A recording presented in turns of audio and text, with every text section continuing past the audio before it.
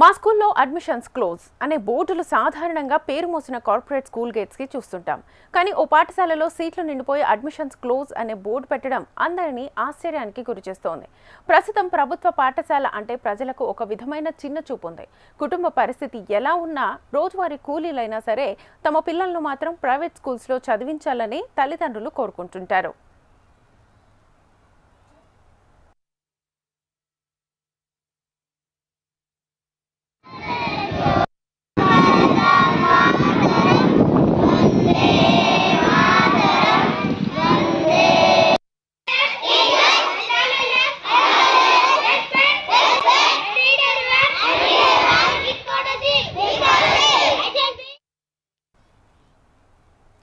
జనగామ జిల్లా ఖిలాపాడ్ షాపురంలో జడ్పీహెచ్ఎస్తో పాటు 2 primary schools ఉన్నాయి.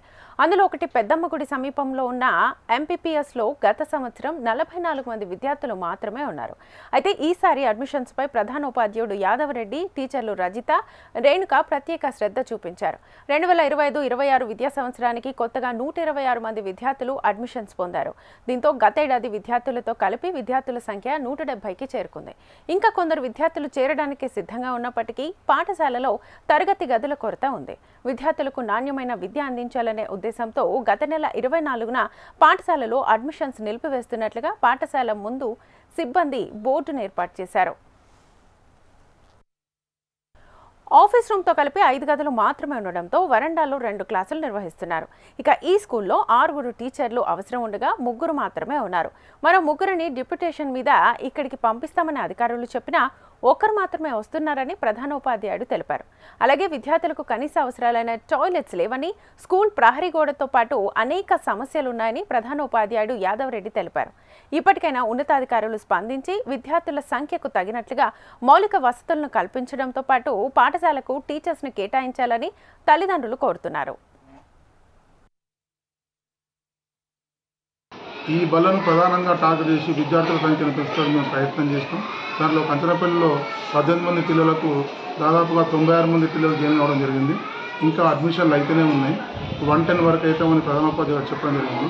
కిలాషపూర్ పాఠశాల లోపల 176 మంది విద్యార్థులు చేర్చడం జరిగింది. దీన్ని మేము స్ఫూర్తిగా తీసుకొని నెక్స్ట్ ఇయర్ నుంచి అన్ని బళ్ళల్లో ఈ యొక్క కార్యక్రమాన్ని అంటే బడికి విద్యార్థిని ఏ విధంగా తీసుకురావాలన్న దాని మీద మేము ఒక ప్రయత్నం చేసి 2 పాఠశాల లోపల సక్సెస్ కావడం జరిగింది. ఈ యొక్క ప్రయత్నాన్ని వచ్చే సంవత్సరం అన్ని పాఠశాల లోపల విస్తరింపచేసి గవర్నమెంట్ విద్యార్థులు గవర్నమెంట్ పాఠశాలలు అంటే పేద విద్యార్థులందరూ కూడా ప్రభుత్వ పాఠశాలలో చదువుకోవాలి. మెయిన్గా తల్లిదండ్రులు ఆర్థిక భారం అవుతుంది, విద్యా వైద్యం అనేది ఆర్థిక భారం అవుతుంది కనుక పేద విద్యార్థుల తల్లిదండ్రులకు ఎటువంటి ఆర్థిక భారం కాకుండా ఎటువంటి ఒక కార్పొరేట్ స్థాయి విద్యనైనా కానీ మా యొక్క పాఠశాలలో అందించేటకు మేము మొట్టమొదటిగా ఈ యొక్క చిరు ప్రయత్నాన్ని మా మండలంలో చేయడం జరిగింది. దానిలో భాగంగా 2 పాఠశాలలు విజయవంతమైనవి.